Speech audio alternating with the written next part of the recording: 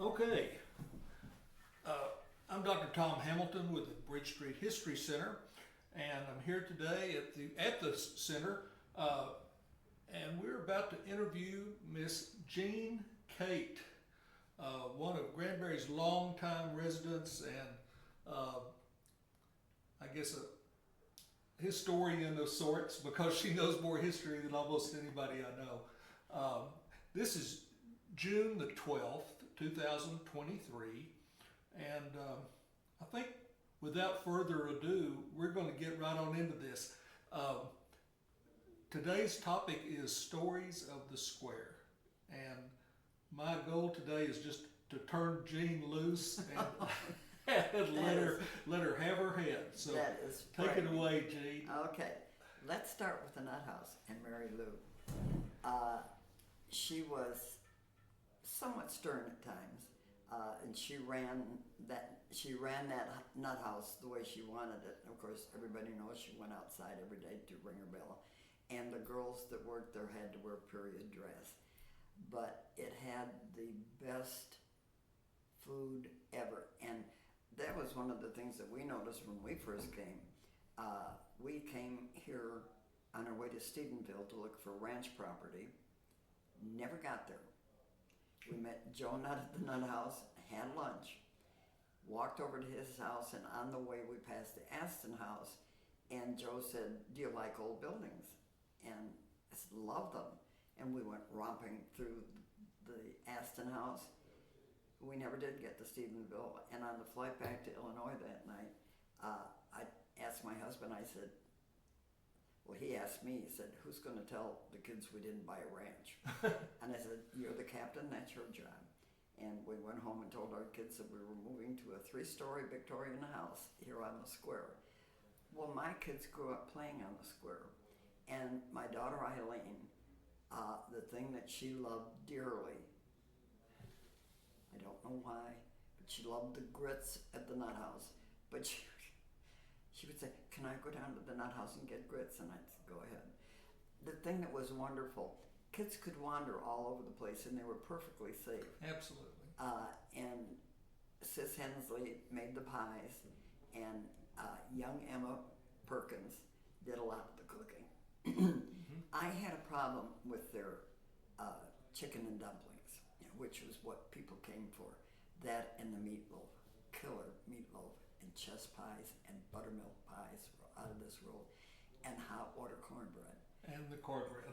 Hot water cornbread. That's what I came for. But the thing was, because being from the northern realm, when we made chicken and dumplings, you drop the dough on the cooking pot, and they puff out like big biscuits. Well, at the Nutt House, they were rolled out and cut. They were more like a flat noodle, but everybody loved them. And one of the first things that we noticed when we came here, and it was before the Opera House, tour buses came here for the Nutt House. And it was empty upstairs, but loved the downstairs. When you walked in the door, Mary Lou always had her plants in the window, and a white cat. I don't know how old that cat ended up being, but that cat was there forever. And Mary Lou fed every stray cat in the neighborhood outside the back door of the Nutt House. And there was a table there where the old timers would come in and they would just sit, they'd have lunch, and then they'd sit and play dominoes, or 42, whatever it is, because I don't play it myself. Not a gambling person, but they did. But it was very interesting. A young man came to town, and he was in a rodeo over in Weatherford, and he broke his leg just below the hip, and it was a bull ride, and bull riders are not very bright. But anyway, he had no place to go, and Mary Lou let him stay in one of the rooms at the Nutt House. Now, they didn't have individual bathrooms. There was the one down the hall that was the common one. And in return, he did drawings for her, pen and ink drawings. And he turned out to be an amazing young artist. His name was Dave Brown. I have a number of his paintings. Cool. And he got his start under Mary Lou's tutelage at the Nutt House. Well, then when you started down the street, there was the pass through to Bonfils, which was one of the most fun places in town. There was a door on the side that faced out on Crockett, and the old timers would all sit down there, Dirge Andrews and Pete Allen and the rest of them, and solve the problems of the world. And I had my kids out riding one day with two of the girls from the Miles Ranch, and of course these kids grew up on horseback and excellent riders. My kids couldn't say the same. My son could. He could ride anything. My son Matthew, who was the youngest, he went on a pony ride one time and the saddle slipped and ended up under the pony, and that ended him as far as riding was concerned. But Eileen was a pretty good rider. But they were riding over to the other side of the north side of Lambert Branch. And as the kids are galloping down the street, the gentleman that was sitting in the doorway, Pete Allen, said, "You sold that horse to a family with kids?" And the next week he called me and said, "I'll trade you out of Apache Dunn." And he traded me a Palomino mare that had a yearling stud. And it was the joke at, well, let's go around the square. We'll come back to Dirge Andrews over here. So the next thing where the pass-through was to Bonfils. The next store was Mr. and Mrs. Peterson's Sears catalog store. And they were the sweetest people, absolutely wonderful.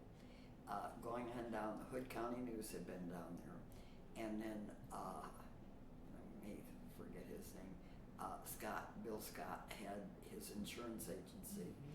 And then there was the First National Bank had a drive-through, which was great fun for the kids because mine played on, the square was their playground. And they would gallop up, and Norma Murphy usually worked the drive-through. And they would go galloping up and say, "Stick up," and she'd give them suckers, and they'd go out and play in the square, or they'd go sweep out Mr. Hatcher's store or the barber shop. And I wish I could remember the name of the guy's dub that had the barber shop. Everybody went there. But on the corner, well, they had the drive-through for First National Bank, and then of course First National Bank. And then if you crossed over onto Houston, the first store was Mr. Hatcher's grocery store. And then there was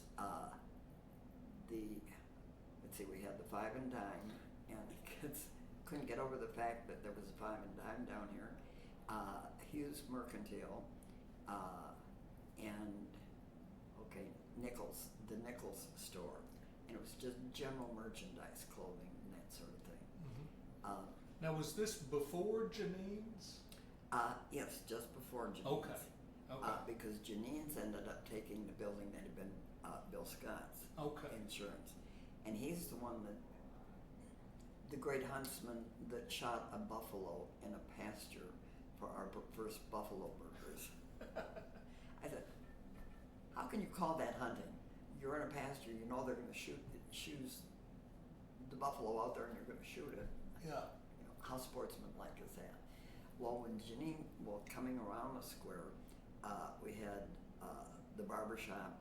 Well, there was Hughes Five and Dime, the Nichols department store. I may have these slightly out of order, but possibly not. We had the barber shop, and there was a meat market on the corner where the stone is the flat stone, like it is over in Glen Rose. And then if you cross over and are on Pearl Street, on the corner was Dirge Andrews Western Wear. And that was the most marvelous building. That used to be Mrs. Stringfellow's boarding house. And that building is one of my favorite on the square because it had 5 fireplaces. Wow. Which was fantastic. Okay, now, just to help our listeners, that store, where that storefront now is what is it, the Fisherman's Cove? Yes, okay. Yeah, it was Fisherman's canceled. Cove now. Yeah. I'm just trying to make sure our Yeah. listeners Well, will it get went from- oriented properly. It had quite a history because Dirgenders had his Western wear Mhm. there, and boxes stacked up of Stetsons and all kinds of tack, dusty as all get out, but a back bar that was the most beautiful carved wooden backboard with a mirror that you ever saw in your life. Absolutely gorgeous. And the old timers would sit on chairs there around a pot-bellied stove and discuss things, and I learned more from them about horses and how to take care of them. But then coming around, there was Trail Lake News. Dee and Dilly Carpenter had Trail Lake News. There was the Downtown Cafe that had a stove from the bad place, a black old iron stove that was, I believe it ended up over at the Shanley House, either that one or the one that had been in the hospital. We had the Palace Theater that was very small. It was, but you had a balcony, and it wasn't the cleanest place in town. But then we had several. There was a clothing store, and the empty place that had been the Opera House, and then Margaret Carmichael had her what was real estate? No, I think she was titles. I don't know. In the Red Bank building over on this side, Albert Porter had his title company. Porter Title. And it was so funny because when we came down here, it took us a number of months to find out where the Republican primary would be in like 1972. Well, it was the other side of the railroad tracks in Toller. And so we walked up on the porch, and Boyd and Dovey Sue. Boyd was the Hood County Republican chairman. Dovey worked at the school, made the most incredible, unbelievable cherry fried pies that you ever ate. Awesome. That the first time I had one of her fried pies, someone asked, "Are you going to the rodeo in Toller?" I said, "Wouldn't miss a rodeo." And so over we went, and we're sitting in the bleachers and got some of Dovey's cherry pies. And they called the bull riders, the Dollar Hides were announcing from Toller. Bull riders 1, 2, 3. And I said, well, I've been to a lot of rodeos, but never one where they call them up 3 at a time. Here come these little guys. They've got their bags. They've got their Stetsons and their jeans and their boots. And they would drop their bag, pull out their ropes, throw it over the fence, and start rosining up. And these were first, second, and third graders. Bull riding. Wow. It wasn't mutton buzzing, it was bull riding. And it was just a hoot. Just great fun. But when we walked up on their porch, and the Boyd said to Charlie, because Boyd had a very serious heart condition and he was legally blind, and he said, "Will you run for Hood County Republican chairman?" And Charlie said, "Nobody knows me." He said, "I guarantee you'll be elected." Well, he was. Well, he was flying up to the eastern seaboard at that time, Buffalo, Rochester, Syracuse, and he had an overnight in Buffalo, and so he decided, I'm going down to their Republican headquarters, which was the top 2 floors of the downtown office building, and he walked in and announced that he was the Hood County Republican chairman from Hood County, Texas. He would like to meet with the chairman. And he was introduced, ushered into a corner glass office, and they discussed the recent election. And Charlie asked this guy, he said, well, how did you come out? He said, pretty good, 380-some thousand. How about yours? And Charlie said, I got all 7. And the guy just about died laughing. But anyway, so Dirgenders place, which used to be Mrs. Stringfellow's boarding house. And as I said, it's the most fabulous building on the square because of the 5 fireplaces. And Now this was a Western wear store. yeah, Okay. and the guys would all sit around and All the fireplaces were there on the first floor? no, there were trying to think of how they were spaced. I know there were 2 upstairs. Okay. There may have been 3 upstairs and 2 downstairs. But that back bar, I think, is still there. It is absolutely, it should be. It's absolutely incredible. Cool. So then we had D and Deli Carpenter with Trail Lake News, and then the Palace Theater that I was very doubtful about letting my kids go to, but we all went anyway. And the Palace, the Downtown Cafe, and then on down was the empty building that was part of the Opera House, and then Margaret Carmichael's office.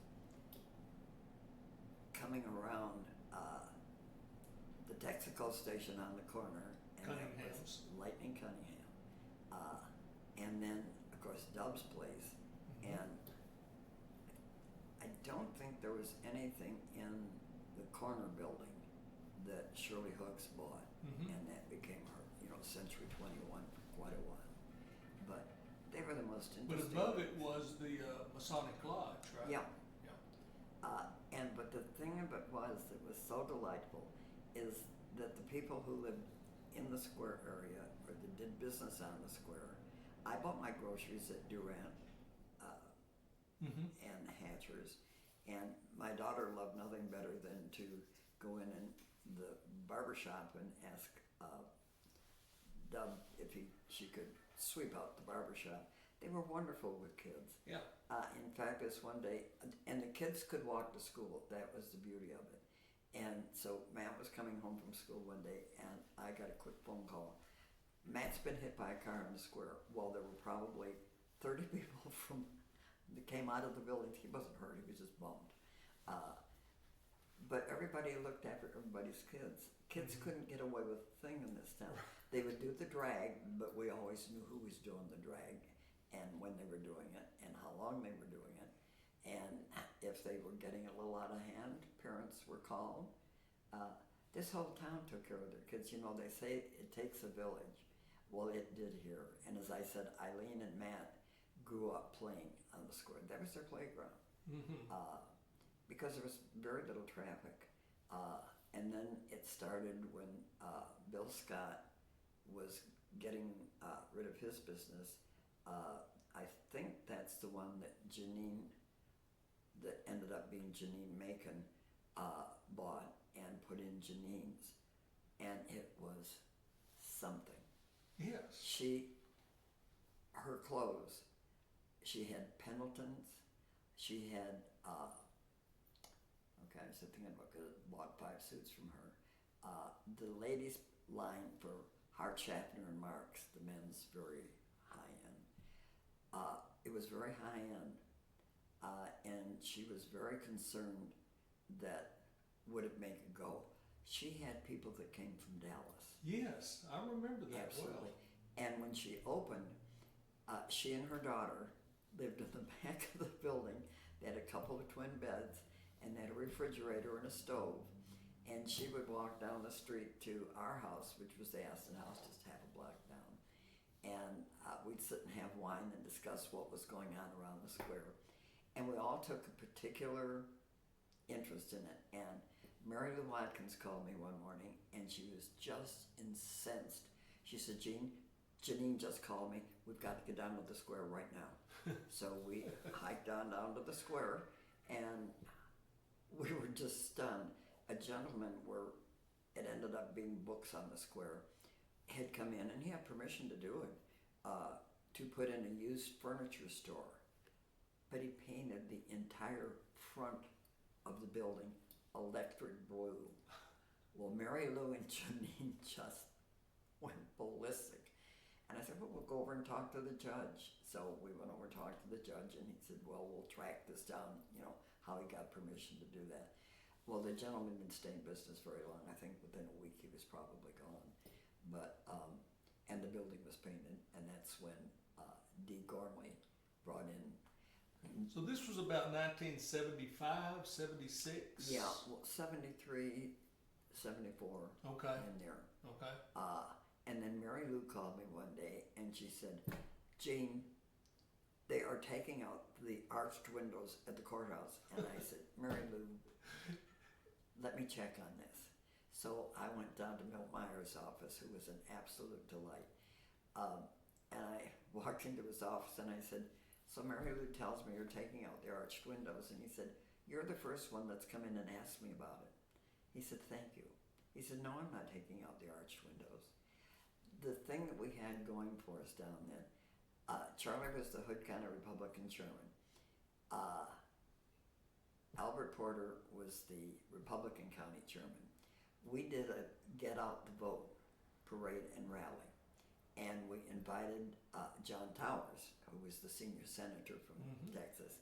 He couldn't make it because he was in Washington, but Mrs. Towers came with her secretary.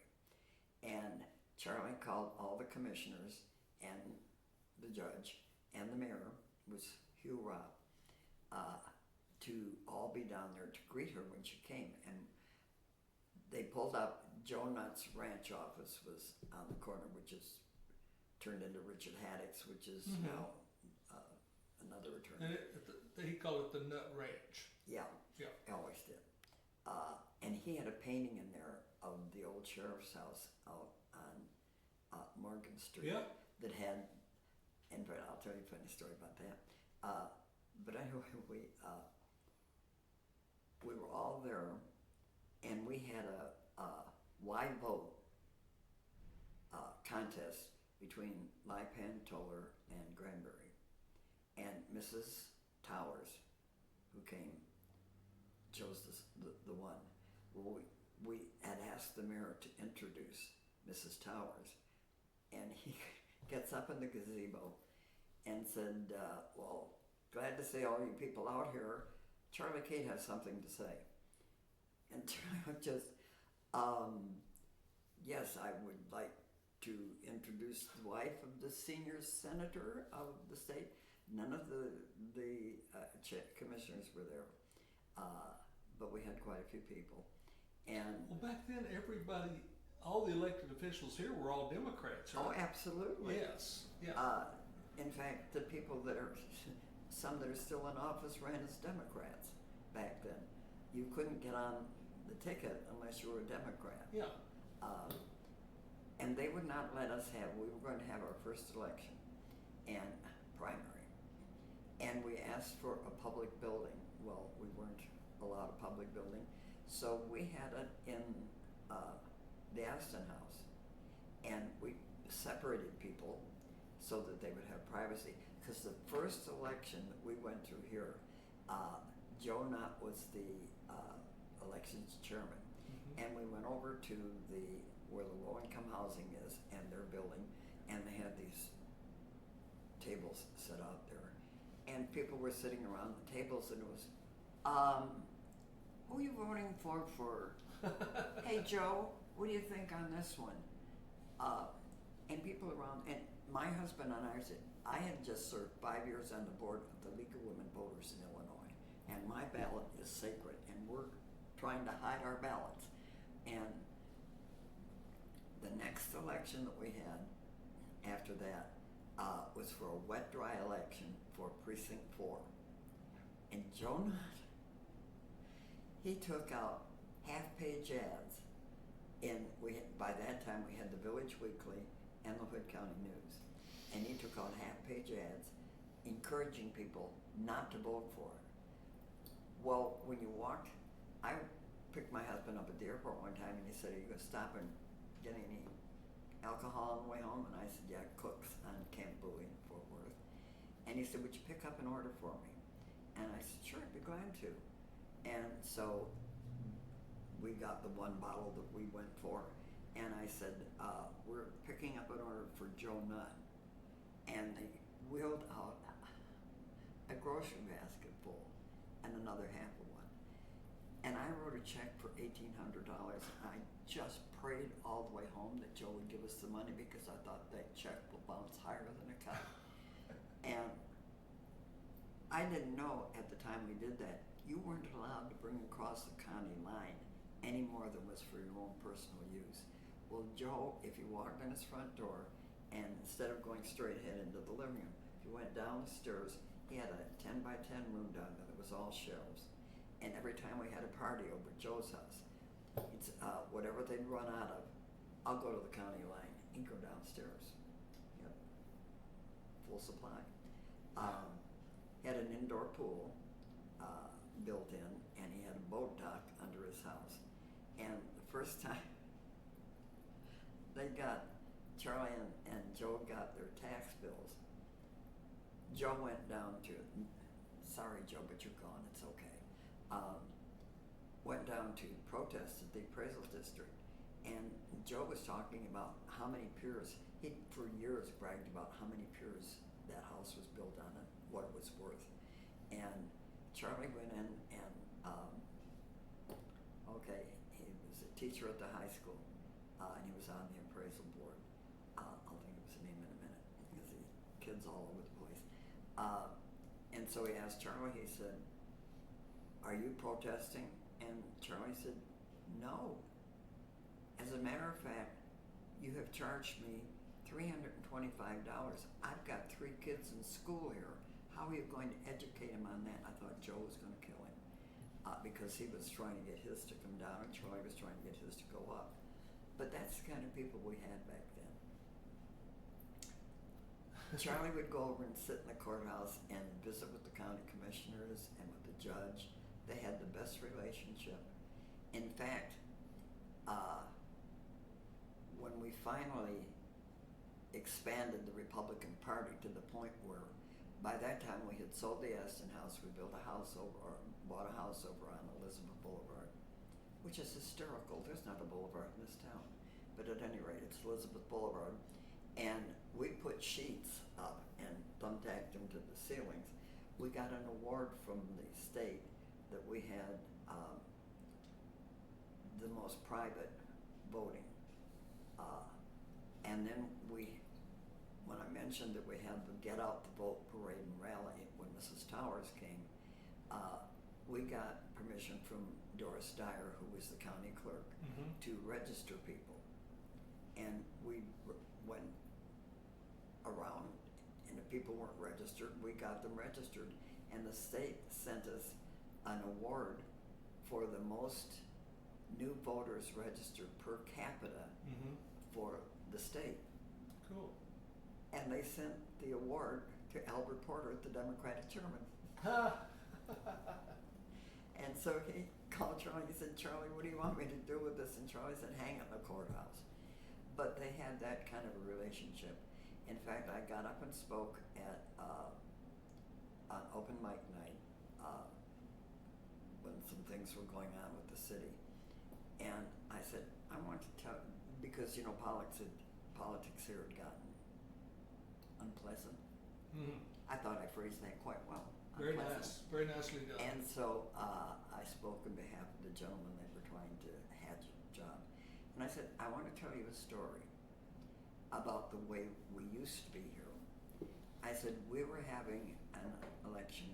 We called the state, Secretary of State, and said, the Republican Party of Hood County will not be holding a primary because we do not have ballot boxes or the proper materials to hold an election. Within 15 minutes, we got a call from Milt Myers. He said, "Charlie, I've located ballot boxes for you, and this is where you get them in Fort Worth." And I hate to ask, but we ordered 9 short. Would you pick up some for us? Charlie said, "No problem." So, and the first election that we held in the Aston House, Charlie came in from a trip and he said, "Did you get the equipment? You get the ballot box?" I said, "Well, I got a waste paper basket and a locked stub box." I said, "That's it." But at any rate, things did improve. But it was only by treating one another with respect. And when I told the story about us bringing back ballot boxes for the Democrats, and I said, that's the way we treated one another back then. And what is going on now, we're better than that. Yes. And I got applause. I was just tickled silly. But the square was such an interesting place, and we all took such delight in it. It was like every business that was on the square was part of us. And then we had Jack Stout, who would come down on the square. We asked Jack to go to Sourdough Jack. Had been a plumbing contractor in Fort Worth, and the city the state bought his property because they were putting the freeway through it. And so he moved down here, and he built a house on Chicken Gristle Bend. And the first time he invited us out there for dinner, we went. Now wait, where is Chicken Gristle Bend? Okay, if you go out 2425 to the back gate of Pecan, and you turn on Power Plant Road, and it's where that bend is in the river, that's Chicken Gristle Bend, which was the name of his German Shepherd who likes to chase rocks. It was the most interesting house because he was the most interesting character. Not only did he make sourdough bread down on the square over a fire that people couldn't wait to get their hands on. He did rolls and bread, but his house was absolutely amazing.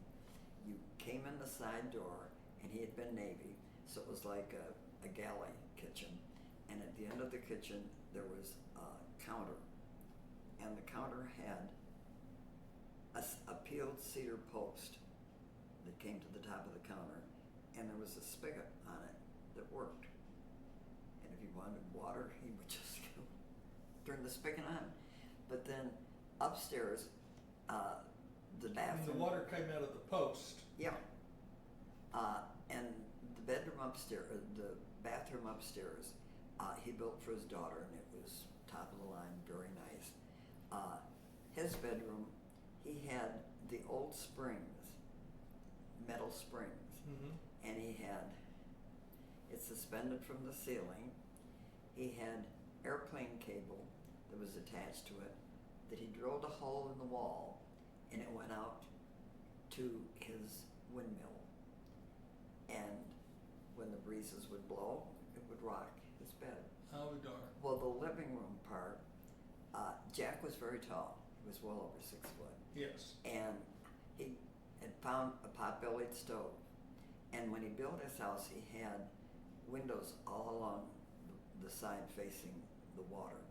And he'd keep them open because the critters would come in. And birds would, his daughter had hats hanging on her dresser upstairs, and birds would come in and make nests in her hats. And he had feeders for the hummingbirds to fly in the window. But when he got the pot-bellied stove, that was the funniest thing, because Jack was very tall, and he had his chair, and he had a pipe next to his chair. Okay, the pipe had an ashtray on the top. So you'd sit there and drink beer, and you'd lift the ashtray and drop the beer can, because under the house he had trash cans that he got all of his trash cans, all of his beer cans in.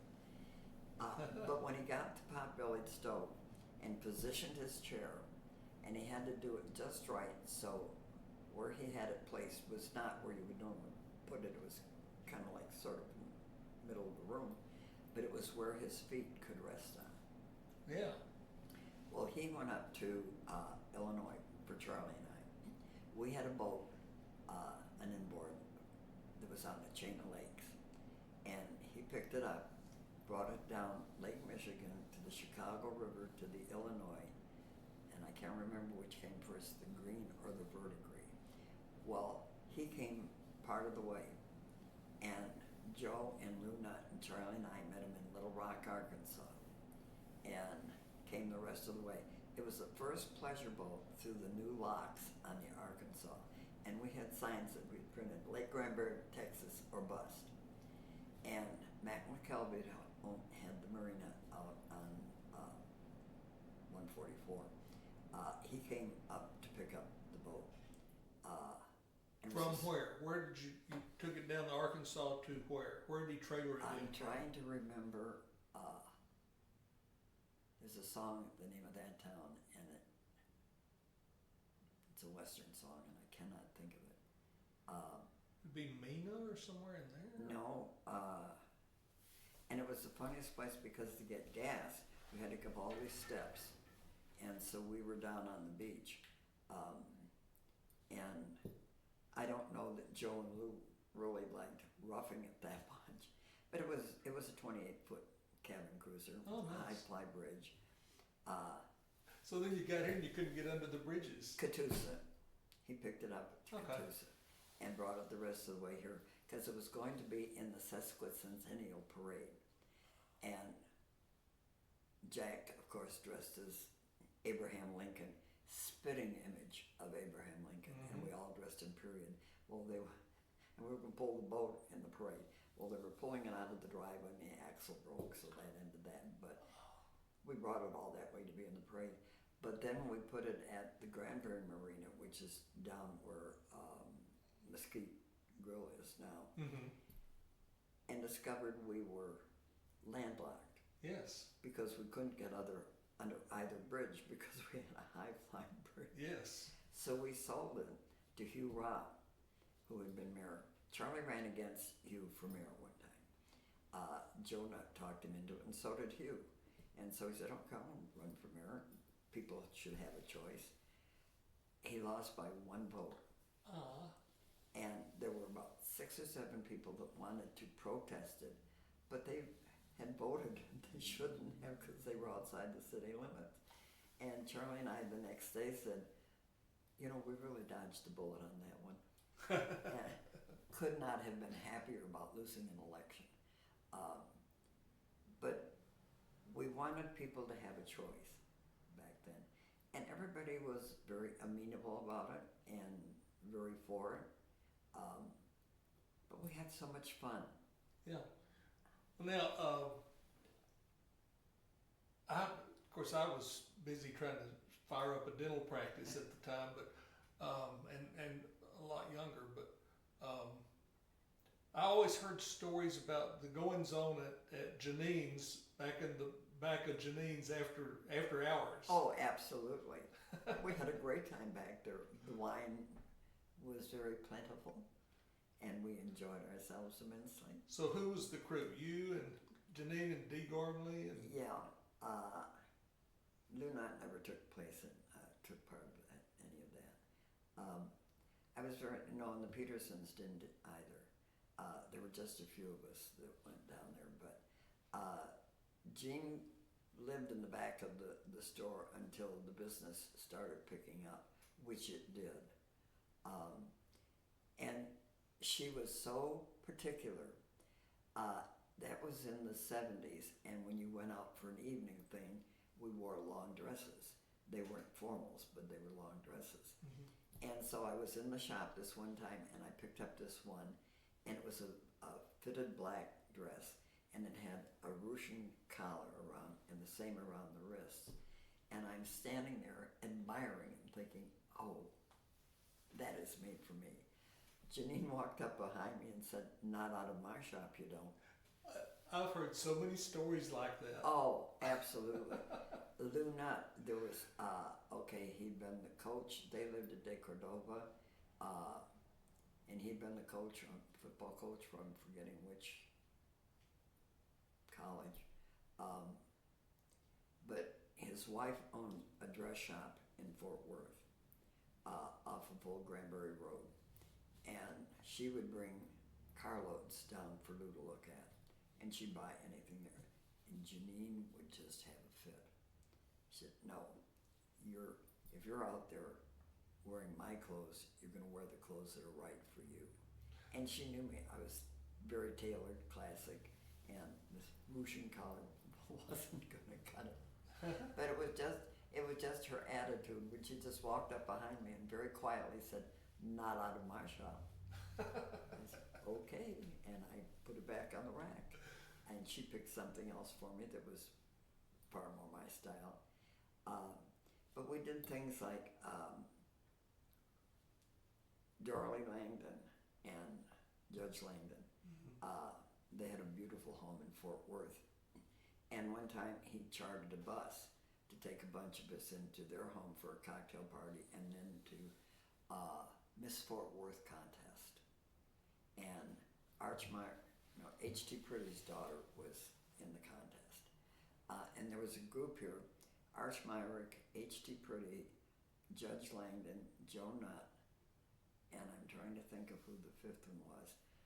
When the Opera House started, and if Joanne Miller needed money for anything, she'd call Joe, she'd call the guys and say, okay, everybody, pony up. And that's how they kept it going those first number of years. Mm-hmm. It was amazing. And she was an amazing force to be reckoned with. She would do her one-woman show, and she was definitely last of one of the Red Hot Mamas. She walked out on that stage, and that audience was a lot of times standing room only, in the palm of her hand. And she would belt out the old tunes. Oh my God, she was good. But she was very fussy. And I can hear her now, and anybody that knew Joanne. Project, people, project. And she asked me this one year, I did a show the opening year in '74. She loved British farce comedy. Well, it didn't cost anything. You didn't have to pay royalties for it, which was great. Huh. And they were funny. And the tour bus people that came down were all seniors. I wasn't quite there yet. They got it always. They would laugh at everything. And she would yell at you. And the first year I did a show, she said, I wanted you to audition for one of the summer musicals. And I said, Joanne, I can't sing. And she said, anybody can sing. And she didn't say another word. Next year, it was in the fall, I was doing a show, and they had the sing-along at that time at the Opera House. Yep. And we would be backstage singing to the sing-along to get our energy level up before we got yelled at by Joanne. And she came in the back door, and I was singing Deep in the Heart of Texas, and she walked around in front of me and she said, my God, you're right, you can't sing. I said, I have other talents. I'm a very good comic, or drama. She wrote a show for me one time called Wives-in-Law, and I had great fun with that. I did a lot of shows with Marty Van Cleek, and she said Marty couldn't sing either, but she let Marty sing in some of the musicals. But I can't carry a tune. My sisters and my mother, beautiful voices. My mother and one sister sang on radio in Detroit. Wow. And we would harmonize in the kitchen when we were cleaning up after dinner, and they say, Jean, sing the melody. I am. No, you're not. You're all over the place. Wherever we are, that's where you are. So I ended my musical career. But the feeling of the people on the square for one another was just amazing. They looked after one another. They cared about one another. And as I said, when my son was nudged by a car, I had probably 30 people down there and 4 phone calls in a row. That Matt got hit by a car, of course I went flying down. But kids were very safe in this community then. Mm-hmm. The only problem we had was City Beach. It wasn't really City Beach at the time. It was a lot of water weeds. Yeah. And cattails and empty booze bottles and other things that someone might want to have them if they were having a romantic interlude. Right. And so my kids kept wanting to go down there. And there was a gal that had her store, Vera, right across from City Beach. Okay. She sold bait, and it was, I think she was a moonshiner also, but Jesse Joe Carmichael was the moonshiner here, and he lived in the Carmichael house. And the first time when her name will come to me in a minute, Carmel Harris bought the Carmichael house. Lou Nutt and I were bidding on it, and it was a pittance, not like the prices you're seeing today. Mm-hmm. And so I went in to go through it, and there were no cupboards. Jesse Joe was our local bootlegger, and he would get himself higher than a kite, and he'd walk over to the jail, and the sheriff would let him sleep it off. And our sheriff at that time, we called him Mormon son and sister. And we had a friend that came down, was coming for dinner, that had been our neighbor in Illinois, and he worked for government printing. And he said, will you make chicken and dumplings? And I said, yeah, but call me when you're on your way down. Well, he had polio as a child, and so he got pulled over on 377, and he got out and he kind of limped a little, and he had an unopened six-pack in there, and so Highway Patrol pulled him in, put him in the jail. He called Charlie and said, I'm in the jail next door. We lived in the Aston House when people would break out of that jail. Oh, that was a lot of fun. They tore it apart.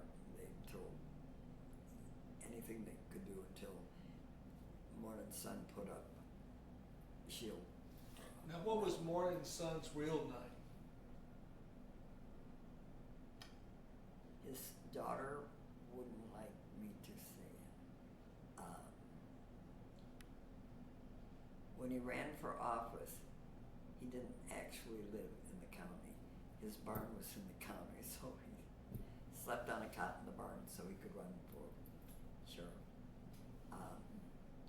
And his daughter was quite a historian of the old times. I'll just say VM. VM. Yeah. Okay. And the sheriff was arrested one time for cattle rustling because he sold a guy some booze and didn't collect for it, and so he took one of his calves, and he could go to Huntsville as a felon or cattle rustler. But he one time had to go up to one of the northern states, like Ohio, to pick up a prisoner and bring him back here. And he went by bus, and he did not carry a gun. He couldn't because he'd been a convicted felon. It was, and every morning, and they lived, sister and Morning Sun lived in the jail. And every morning when I'd be taking the kids to school, he'd pull out in front of me no matter what time I left, and he would drive 5 to 10 miles an hour down Bridge Street to school.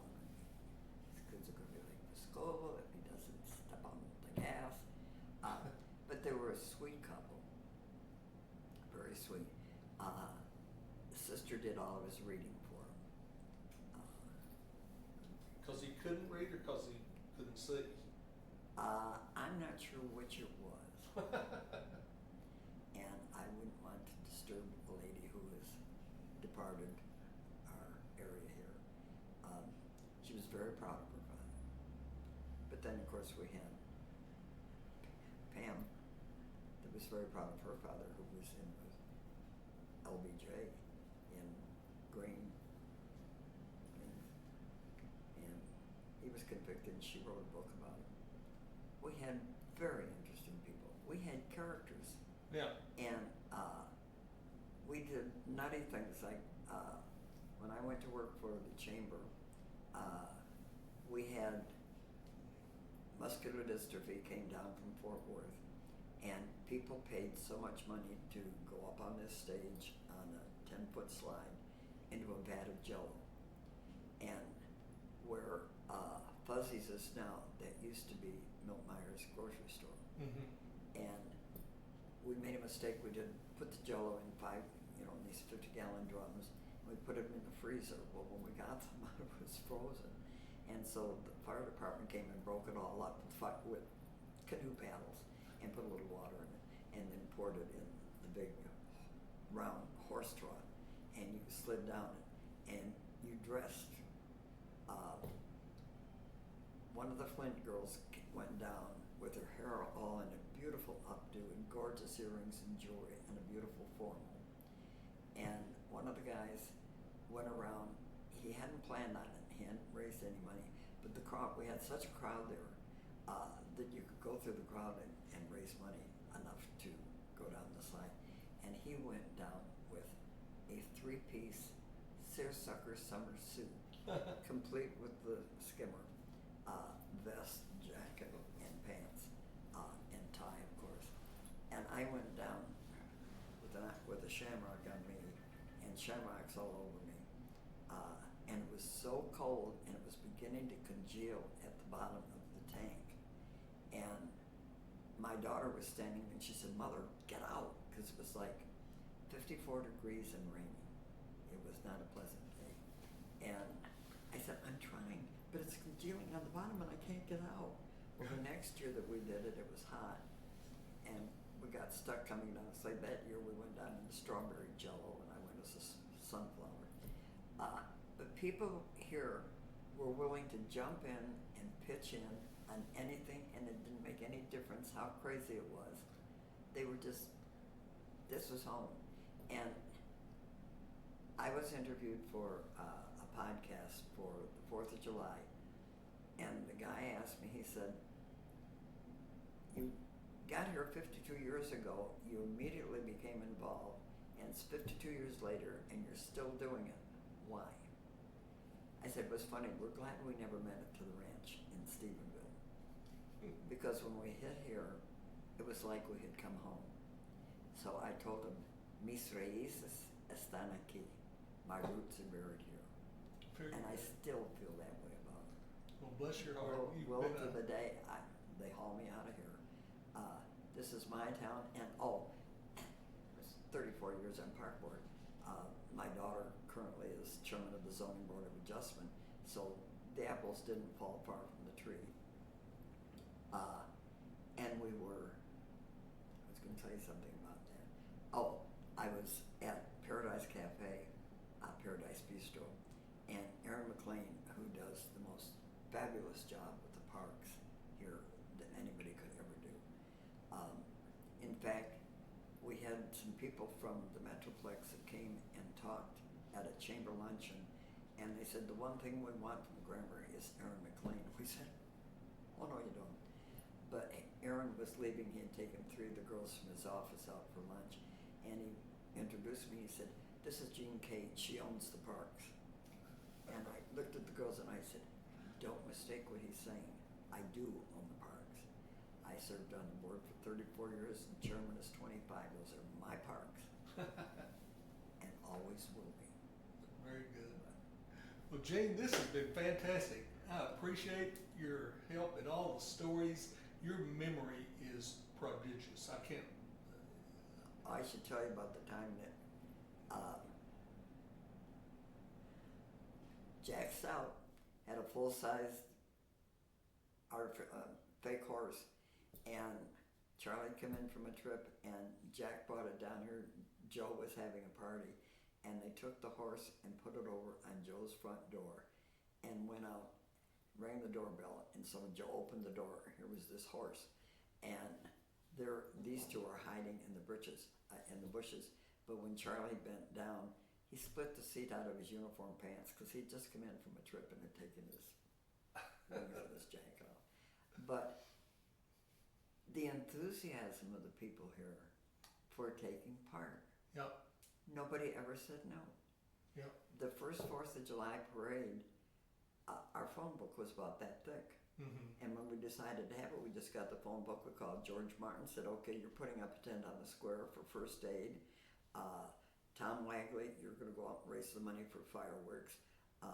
Ken Hill, you're doing this." Charlie and I went to the cement plant and got old cans from all the restaurants, got them filled with cement and put sticks in them for no parking signs along the way. Worked our kids. Our kids wouldn't have known what to do. I can't end this without the story that I have told you before. Lauren Wilson was announcing the 4th of July parade. We had built a float, and it was to represent American Airlines, and it was 8 foot long and had 4 foot wingspans on each side. It was painted, and it was like it was coming up out of the clouds, and with blue fabric, and had big puffs of clouds. And my youngest son and one of his friends were there. They had American captain hats on and epaulets. Mm-hmm. And the day before, got a phone call from this gal, and she said, "My friend and I want to be in the 4th of July parade. I dress as a clown, and she dresses as the Statue of Liberty. And we'd like to be in the parade, but we don't have anything to ride on." I said, "Well, Willie Crossland, God love Willie, who is my neighbor across the street for 28 years. We said, well, he's doing the walking units at the school admin building. Go report to there. Charlie was doing the motorized units and the horses out at the high school. And so when these two ladies showed up, he put the clown with the Mazda clowns. And the Mazda clowns never missed a year. They have never missed a year from the first one. And the Statue of Liberty, Willie Crossland, wonderful Baptist gentleman that he was, he called Charlie at the high school and said, I have this lady down here and I don't know quite what to do with her. And he said, well, put her in something and send her up here. We'll put her in the back of something. Did not have to put it in the back of our pickup that my son was driving, hauling our American Airlines float. Well, Lauren is announcing, and this float had just gone by and was turning the corner. And representing American, and he never said another word as the float went down the square and turned. I almost fell off the rebuke stand. Because the Statue of Liberty was like no Statue of Liberty you have ever seen in your life. Very low cut, décolleté, grandmother of all push-up bras, full head of black curls, and she did have her torch. She came to the Chamber of Commerce office afterwards, and she said, I'm here to pick up the trophy for the mayor's trophy. And I said, ma'am, the float won the mayor's trophy, and I don't even have your name. Well, it's Chandelier. She owned the Sunrise Bay Club out at Oak Trail Shores, and she was a retired exotic dancer. Yes. Lauren will never live that down. No joke. That's awesome. All right. Well, Jean, thanks so much. It's been a pleasure as always. Thank you. It's a pleasure because we all love Granbury. There you go. Stop trying to change us.